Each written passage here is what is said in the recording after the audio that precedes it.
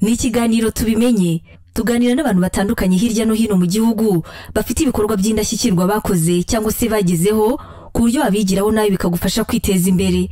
Iki kiganiro mukigezwaho na Eric Nshimiyimana ku bufatanye na Eric Tech. Ntugacikwe.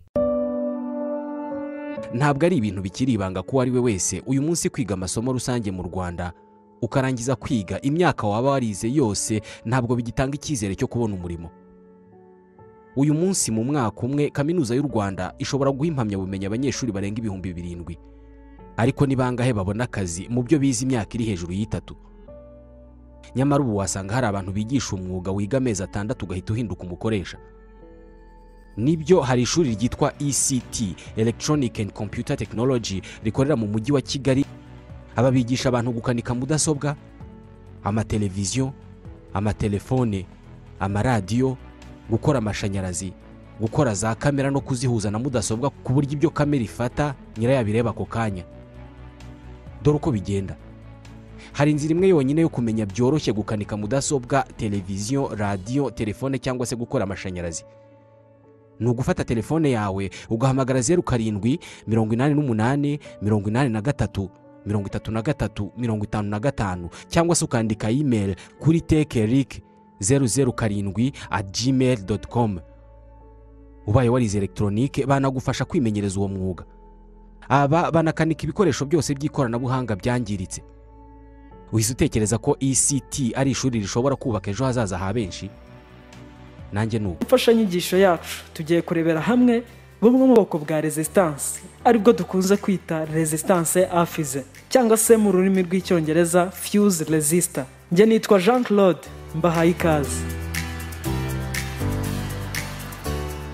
Nkuko twagiye tubona ubusobanuro bwa resistance ndetse tukabona namwe mu moko ya resistance muri video zacu zabanje, uyu munsi reka tugaruke tumenye ngo ese iyi resistance affize ni iki?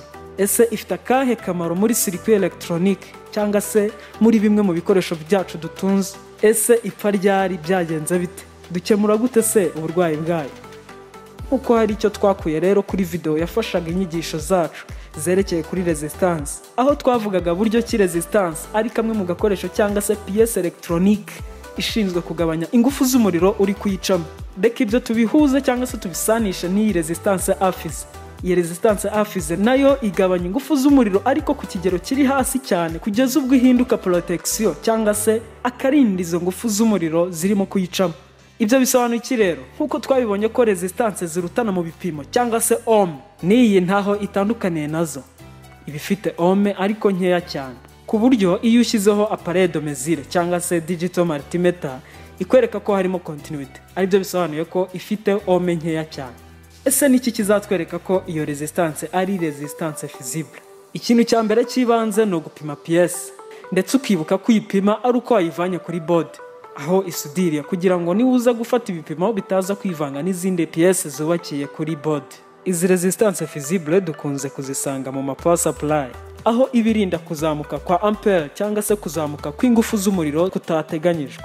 Igihe ibi bibayeho ingufu z'umuriro cyangwa se ampere za power supply zikazamuka, aho kugira ngo ibindi bice bikurikiyeho bigira ikibazo cyangwa se byangirike, iyi resistance visible yo ihita yitanga akaba ariyo ishya.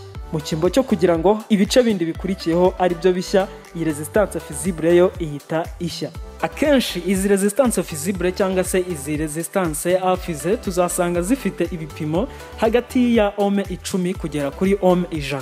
Izo ohm zihinduka bitewe n'ingufu z'umuriro igiye kurinda muri iyo circuit electronique.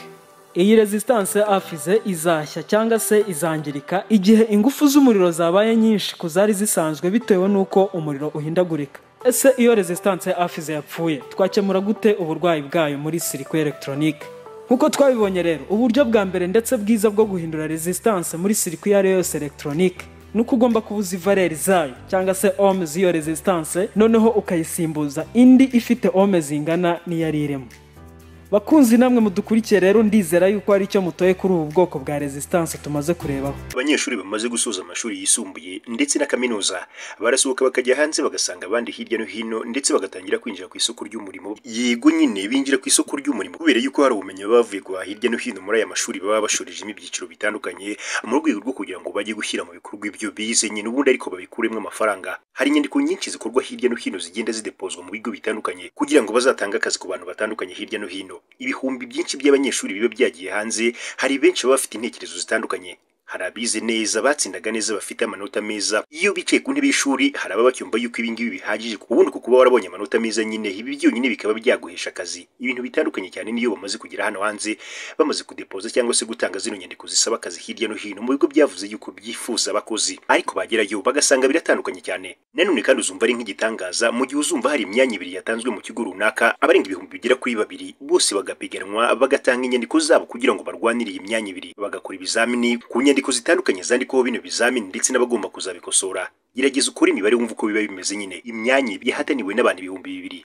Tekereza inzira bicamo kugira ngo kano kazi kazabona ugomba kugakora nyine. Uyu nguyu uzaba wavuye muri 2,000 nyine by'abatsinze bagomba guhabwa kano kazi tangira guhembwa umushahara runaka kugira ngo nanone bazagire experience bazamuke nyine bave ku rwego bajye kurundi. Hari cyo urahita utekerezamo imwe mu mirimo abantu bakunze kuvuga yuko atari imirimo myiza hirya no hino ikorerwa kuri teri, iyo bidasaba igihe kinini cyo kwicara ku ntebe y'ishuri kugira ngo uhahe buno bumenyi bwo kugira ngo ubashe gukora aka kazi. Abenshi muganiriye bakora iyi mirimo bakubwira yuko itanga amafaranga menshi kandi mu gihe gitoya. Bakubwira yuko ari imirimo idasaba kwigora cyangwa se kugora ubwonko kugira ngo iyi mirimo igende neza nyine. No kubitekereza ukabikunda ubundi ukerekeza ugomba kubikorera ugatangira nyine kwibikira amafaranga yawe nawe ubwawe. Nanone kandi nibatinya kuvuga yuko ari akazi ubushobora gukora igihe gitoye mu minsi iri imbere nawe ukabura umukoresha mu buryo bumwe cyangwa ubundi. Byagaragaye yuko aka kazi gakunda kwitwa ko ari akazi katari keza, katagaragara neza ku buryo bw'isura, imyambarire ndetse n'uburyo akazi kagomba gukorwamo kuri tere. Aka kazi gakunze kurusha amafaranga ibi twita what job cyangwa se iyi mirimo nyine ikorerwa muri za office hirya no hino. Ni akazi gashobora gutuma ukora ku mafaranga mu gihe gito bidasabye gutegereza iminsi 30 nk'iyo umukozi usanzwe nyine agomba gutegereza, hamwe ndetse umushahara ujya kuza amafaranga yarashizemo cyangwa se yisanga mu madeni ndetse n'uyu mushahara bahembwa udashobora kugira icyo ukemura. Uyu munsi birasa nk'ibitoroshye ariko twagerageje kwinjira kuri field cyangwa se ahaba hari gukurirwa bimwe mu bikorwa by'imbaraga bisaba kwitanga ndetse no kwemera kwihanganira kureba mu bwinshi bw'urumuri ruba ruri gusohoka muri iki cyuma kiba kiri gukora ku kindi kugira ngo hakorwe akazi kazwi nko gusudira. Biragoye iyo uko wapfa kubona umuntu waba uri gukora kano kazi agaragara neza nyine mu mwambaro mwiza cyangwa se akiye nk'uko dukunze kubivuga. Nyamara iyo ugerageje guca akabuye mukaganira akakubwira uko bigenda, uko bikorwa, uko yinjiza amafaranga, ushobora guhita ufata umwanzuro waramaze igihe kinini wicaye ku ntebe y'ishuri wiga ibintu bitandukanye, ariko kumva yuko ari igihe cyiza cyo kuba nawe watekereza kwiga ibi. Ntabwo byoroshye gukora kino kiganiro ariko cyarakozwe nyine. Aba bajene yasanze aho bakorera akazi kabo nyamara batemera gutuza, baravuga ati niyo twaganira ariko dukomeza akazi kacu.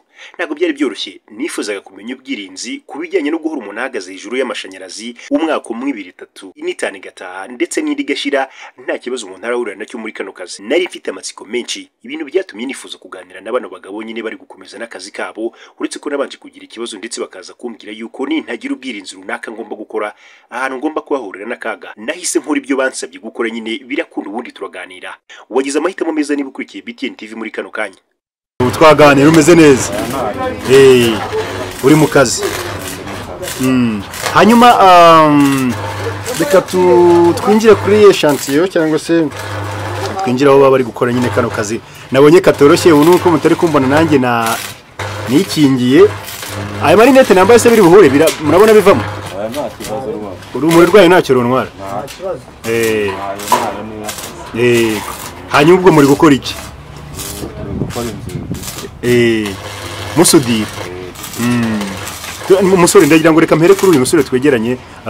Ntacyo nifuje ko twaganira n'akazi kanyu kadapfa. Niwica akazi. Nta kibazo. Bataza kugukate bakwita nde? Nitwaje Imana Alexandre. Kubera zino filimi mwanyambitse rero ndi kujya mbona mwijimye. Alexandre uri gusudira. Ubimazemo igihe kingana iki? Imyaka 12 usudira. Tubona araribonye. Nta manukura ahurira muri bintu ko na mahinguka nabona gashobora gushya. Akazi ko gusudira rero tukinjiremo nyirizina ni akazi wasobanurira umuntu gutega korwa gute? Ko gusudira. Korwa n'umuntu ufite ubushake ukaba ufite mu mutwe hafunguye uzi ibintu by'imibare. Ni imibare? Imibare. Ese ni imibare?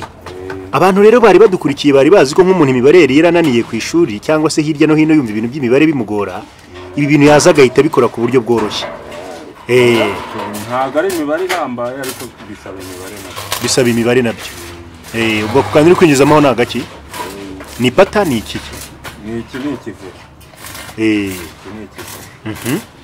Hanyuma ku myaka ya 12 umuntu yakibaza wigeze ugerukira ku ishuri mbere yuko uza kwiga ibingibi bisanzwe cyangwa n'ubundi mu mashuri niba warize wize ibijyanye n'ubwotsi byabimeze bite watwibwira ku buryo burambuye nka CV yawe? Nagiye kubyiga ari ibijyanye n'ibingibi byo gusudira n'ibindi wabyize igihe kingana iki rero kugira ngo ugere ku rwego rw'uko ikigo nk'iki kikwizera kikaguha akazi ngo uze kubakorera inzugi? Wabyize igihe kingana iki? Nabyize mu ishuri mu gihe kijyanye n'umwaka nkora stage amezi 3 nyuma y'amezi 3 baranyegera baguha akazi. None ubu umuntu yakibaza aka ni akazi gashobora kukutunga cyangwa ni akazi umuntu akora kubera ahandi biri kwanga? Byaba bimeze bite? Watubwira ku buryo burambuye nyuma yo kugeze muri aka kazi uburyo witeje imbere bihagaze bite? No akazi kagutunga gatunga n'imiryango myinshi. Gatunga n'imiryango myinshi. Agira icyo neza. Nta bindi bintu bigeze wiga se nka za segonderi no mu bintu bitandukanye? Wiga primaire gusa. Urangije wigira kwiga gusudira.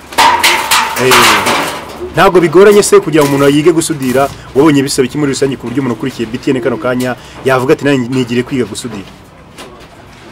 Ukurikiye BTN inama namugira nuko kugira ubushake. Ni ubushake bisaba gusa. Ko tubwiye ko bisaba n'imibare? Nibwo bwa bushake n'ubundi. Kuko wari ukavuza imibare yawe muke.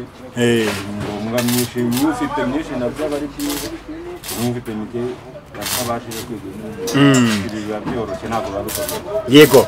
Ngaho rero turagiye warumbwiye ati mwabanje kumbwira ati amaso yawe ari buhure n'ibibazo n'utabanza kwikingira kugira ngo umuntu yinjiye kuri chance gutya ave mu gitondo aho mwahereye musudira ku rumuri nabonaga rwinshi mugeze aya magingo ubuzima bukomeze kugenda neza. Akazi ko gusudira ukinjiramo gute ugatangira gute usaba kwitwararika gute muri rusange? Akazi ko gusudira icyambere kwitwaramo neza inyangamugayo kaba nta bureganira. Ibikoresho turi kuvuga hano kuri terituri urasabwa iki kugira ngo usudire neza? Biba bisaba posta ariyo yiriya na ponseze ukaba ufite n'imigozi nshinga nyine uzireba n'ibi yego.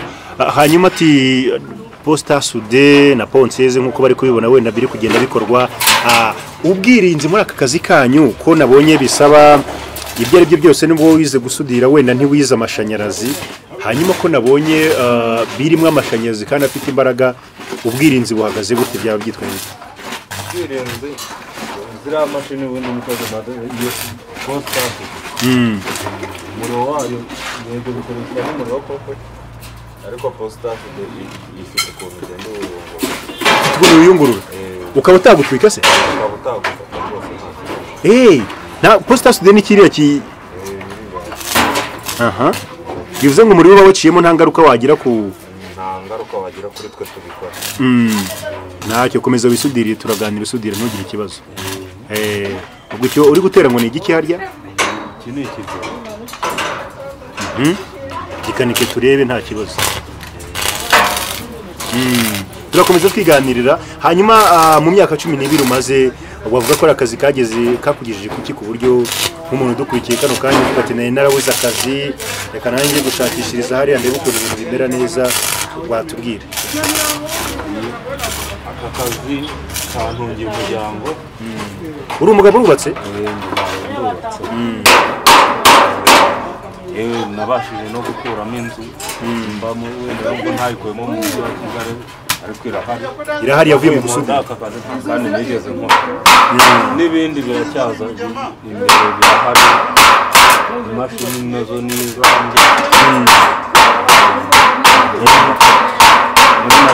ntacyo kantwara ni akazi rwose ushobora gutunga gatunze umuryango nta kandi kazi ngira hari ukuntu abajene bavuga tutuzi rero umuntu ajyamo akiyanduza ntagaragare neza hari ukuntu tutari sawa ngira ngo aho watubwira aka kazi se kuko kugakora bisaba ngo uhore usa nabi biba bimeze biteze akada bose ujya ngo nakubise muri kositimu wandika ko wigeze kunsanga hano reka ahantu rwose twakugenda bakavuga ati umwana ni kwa minisitiri wivire gusudira yego hanyuma ubwo abo bababwira iki rero abo bakanenga bavuga ati ko ntago ari akazi k'icyangwe ko kubukeye akazi kose ni akazi k'inabanengaho nangwe nabagiraho n'inama nabaga ko icyambere ni ukunyurwa n'akazi kawe wari uvuze uti nakuyemo inzu kugira ngo ukuremo inzu byagusabye kubona akazi kari ku bushobozi bungana iki muri rusange akazi bigenda buhoro nirga ntago kubaka etaje utahereye hasi uhera hasi ukagenda buhoro yego nubwo bavuze rero ati iriya mashini hari ukuntu gerageza umuriro ikawugabanya ndagira ngo twinjire mu mbogamizi z'aka kazi imbogamizi za kano kazi ubu ni izihe rero kugira ngo niba uri umusuderi ushaka uri umusuderi mwiza yego ushaka kwiteza imbere imbogamizi muhura nazo ni izihe muri rusange uhura nazo mu byerekeye akazi ku by'aka kazi igihe nahereye nta mbogamizi zapfa ndahura nta kibi ndahuriramo nacyo akazi igihe waherera ubona byose bigenda ari amahoro hanyuma rero kano kazi kuva naganira n'abantu bakora kano kazi mu bihe bitandukanye nasanze abagore ari bakeya bagakora byaba bihagaze bite ku bijyanye n'igitsina gore bashaka bitabire gukora kano kazi batakunda kugakora ariko nukuvuga ngo uko akenshi na kenshi ni akazi kagakoze abagabo cyane kuko karagoranye kenshi dukunda gukora n'ibitero rero gufata umuntu ukamujyana nko kuri etaje ya 8-10 ndayaramurira kubyara cyane bagakora abakobwa umugore kugakora ariko muri ino minsi abagore nabo bakora imirimo y'imbaraga ngira ngo birumvikana ariko n'ubu ngo ntaka kazi ntabwo wakabangikana n'urugo kagoye n'akazi bisaba ngo ugahoreho hari umuntu abantu bizere ubona kano kazi se bagakunda kugakora cyangwa baragapinga abantu bize za kaminuza abantu bize mu masegonderi bagasoza bakunda kugakora kuko n'akazi ku muntu wize bwo bagakunda cyane kuko kara ugiye kutubwira igikoresho kuva ku gikoresho cya mbere kugera ku gikoresho cya nyuma umuntu asabwa kugira ngo asudire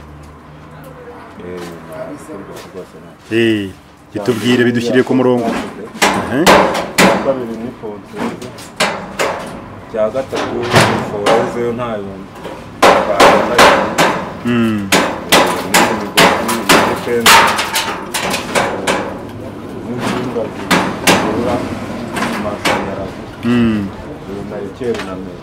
ayikeri na metero abantu baraza kwihanganira urusaku rw'ibyo bari kumva ku ruhande ye nifuje kubereka ibishobora gutanga akazi njyana si ibishobora kuvamo akazi nyine abajene badukurikiye bari hirya no hino ndetse n'abantu bakuru ngira ngo niwo mwamwumvise ko atunze umuryango afite umugore ndetse n'abana bameze neza abo bana bawe bariga nta kibazo abantu badukurikiye rero umuntu ashobora kudukurikira akavuga ati ko nashaka kwiga gusudira umuntu akugannye se ushobora kumufasha ku buryo bw'umwihariko nawe akamenya gusudira nabashije gufasha n'abandi nawe wafashijwe n'abandi byagusabye igihe kingana iki kugira ngo ubashe gusudira byansabye umwaka n'itatu ngo mbashe kuba nizewe ku isoko ry'umurimo ubyize neza wajya ku isoko ugakompeta ukinjiza amafaranga ubu indoto zawe nizihe rero muri kano kazi ko gusudira hari igihe ugeraho ukavuga ati ningwiza amafaranga nzakavamo cyangwa uravuga ati reka mpaka dupfuye n'umwana nkakamuraga indoto zanjye ni uko mfite ibindi nkora nabikora ariko nako nkabibangikanye kuko ntabona akareka ubundi utakareka turashoje rero ku bintu bike nari nifuje kuganira nawe hirya no hino abadukurikiye se nicyo babwira.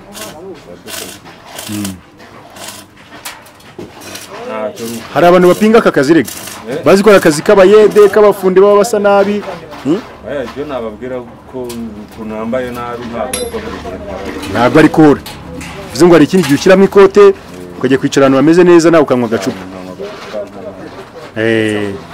Yego turagushimiye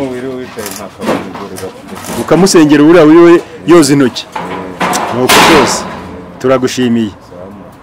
Ngira ngo rero hari umwenjeniya muri kubona hano imbere yanjye uyu mugabo nawe ntago ndava kuri no chantier tutaganiriye ntago byoroshye mu gutunganya ikiganiro cya none ariko nibwo buryo nyine nabonye bwonyine nshobora kugikoramo. Reka no mugabo nawe ngerageze tuganire ku bantu mudukurikiye kano kanya mwifuza wenda gukora aka kazi.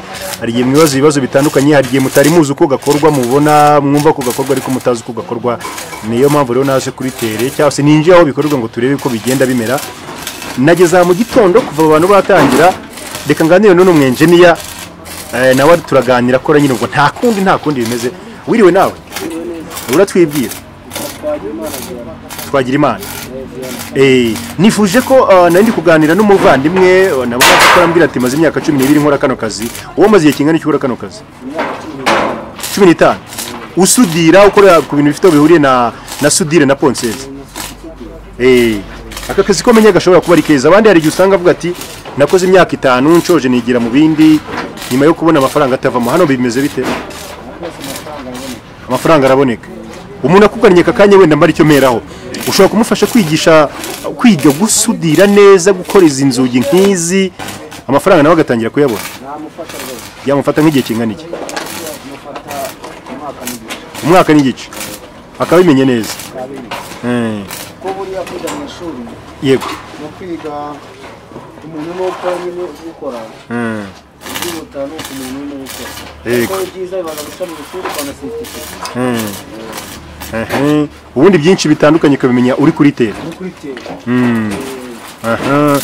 Mbere gato yuko tujya ku mbogamizi z'aka kazi kanyu se murabona ari ibiki bibura wenda ngo mbe mwatangira no kujya mujya gukora nko hanze nkuko mu minsi yashize nari muri abagande benshi abanyakenya bari mu Rwanda gukora mu nganda bari gukora nk'ibi muri gukora ariko ubu ngubu nimwe muri kubikora. Ndagira ngo banze dusobanurire ibikoresho by'ingenzi ibikoresho by'ingenzi kugira ngo ukore kano kazi neza. Niba ari urugi uri gukora urukore neza, niba ari n'ibiki bindi musudira uretse inzugi sudira n'ibisenge. Ibisenge byano makadastere mbona. Ibikoresho by'ibanze rero bidusobanurire kugira ngo winjire kuri atelier yawe kugira ngo usudire usabwe iki bune muri rusange. Imashini na ponseze. Duhere ku mashini. Kiriya kintu nakibona agasinkimenye nkabona ni insinga zizingazinze gutyo gusa. Ni imashini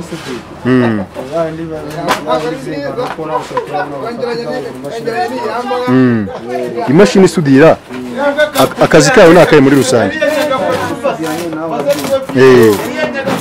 Umuntu yakibaza uko ikora fonctionnement zayo ikora ite sigabanya umuriro yongera umuriro niba wenda nibiyikoze nibiyigize watubwira. Amabati. Insinga zinjiza umuriro za primaire n'insinga zisora umuriro wo gusudira za secondaire. Yego. Akamaro kayo kakaba ngo uko nukohereza no kuyungura umuriro bigenda bite? Dukomereze iyo machine tuyivuyeho. Dukomereze kuri ako kantu buri gusudirisha ko bakita iki? Ni bagete. Bagete. Ni bagete. Yo ya fonctionnement za uragerageza kusa nk'ubidusobanura nk'umuntu utabizi nage ni jambo nari bishyashya. Akanuko kandi wagerageza kugenda tubwira akakitwa gutya akamaro kako naka. Dore ni bagete ni studio no heza ifata ituma ibyuma bifata. Ana amatibe ya je. Anga ureba ana amatibe ya kandi so wasante. Avuye mu rogi nyine. Yani ni tibe ni ku serire ibikoresho ni akandi so wasante na bijyamo neza. Yego. Ariko iyi nini yakandi katoroje. Serire ijya mutagombye kuyubakira.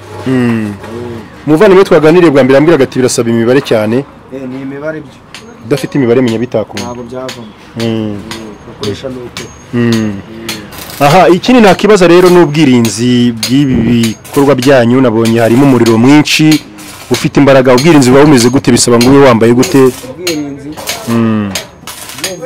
ibikoresho byacu rero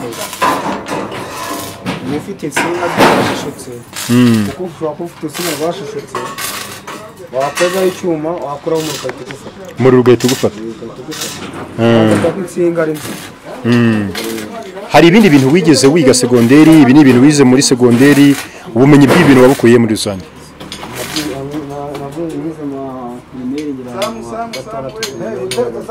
niho wagarukiye none ufite ubunararibonye ku bijyanye no gusudira nikaba ari akazi wenda gakorwa n'abantu se batize wenda ari kuko koroshye n'umuntu utarize yagakora azimetero yagakora kugira ngo kano kazi abashe kugakora neza urumva umaze imyaka 15 wowe umaze kugira ubunararibonye umuntu byamusaba igihe kingana iki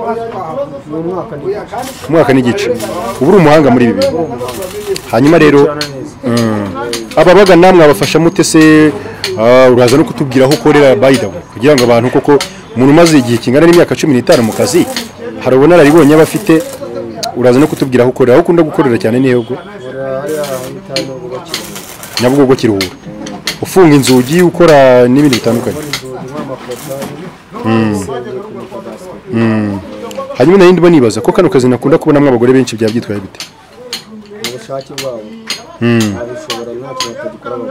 ntabwo kaba gakomeye wenda ku buryo kabagora bagakora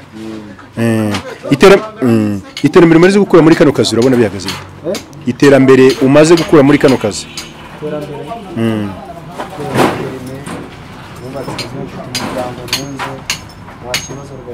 ibintu ni amahoro abantu badukurikiye n'icyo bababwira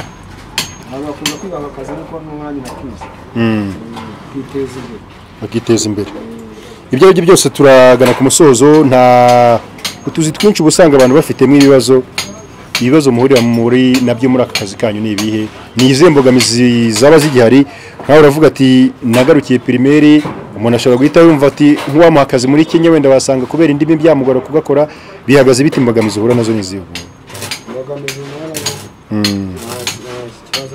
byose biragenda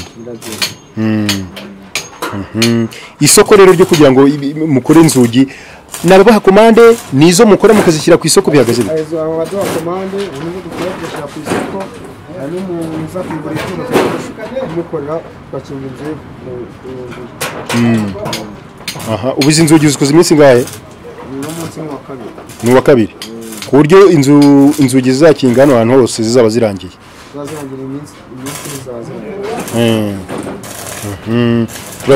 turashoje ariko ntabwo ndi bubuze gusoza n'ababajije ku bijyanye no kwihugura cyangwa se ku bijyanye no kureba uko hanze wenda byabikorwa neza kuko nubwo wenda bavuga ati ntabwo nize 6 gusa ariko ntekereza ko wagiye kuguha akazi atagendeye gukuba warize cyangwa utarize ahubwo yagendera cyane ku byuzi dusoreze ku kintu cyo kuba mwagura isoko ryanyu mwagura akazi wasanga ukorera i Kigali gusa no mu ntara ujyayo ndifuza ko wakagiye hanze y'igihugu mukora mubigenza gute ku bijyanye no gukoresha uburyo bw'ikoranabuhanga nko kujya kuri internet ngo murebe uko abandi bateye imbere hari ibyo mujya mukora byemeze gute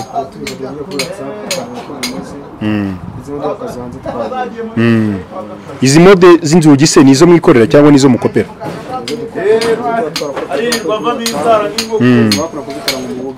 mu Buganda niho zakorerwa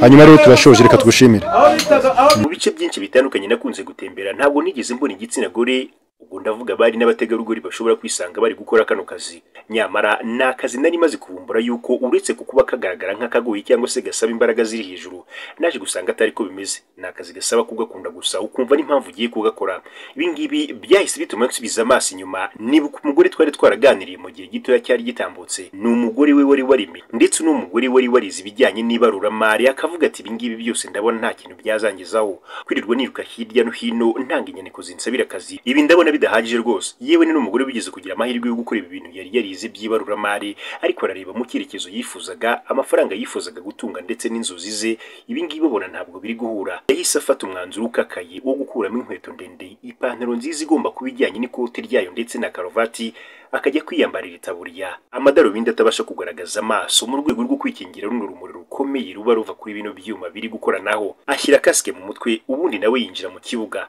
Yaje avuga yuko ibyo abagabo bakora byose agomba kubikora kandi akazabirenza, akagera kure nyine harenze aho yatekerezaga.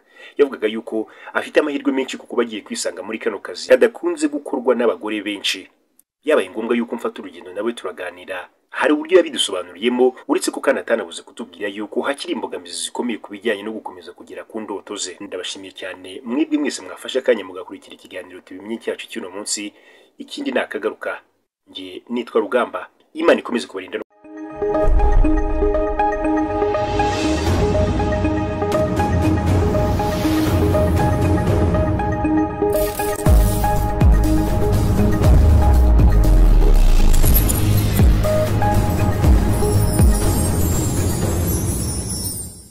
Ni ikiganiro tubimenye, tuganira n'abantu batandukanye hirya no hino mu gihugu bafite ibikorwa by'indashyikirwa bakoze cyangwa se bagezeho ku buryo abigiraho nawe bikagufasha kwiteza imbere. Iki kiganiro mukigezwaho na Eric Nshimiyimana ku bufatanye na Eric Tech.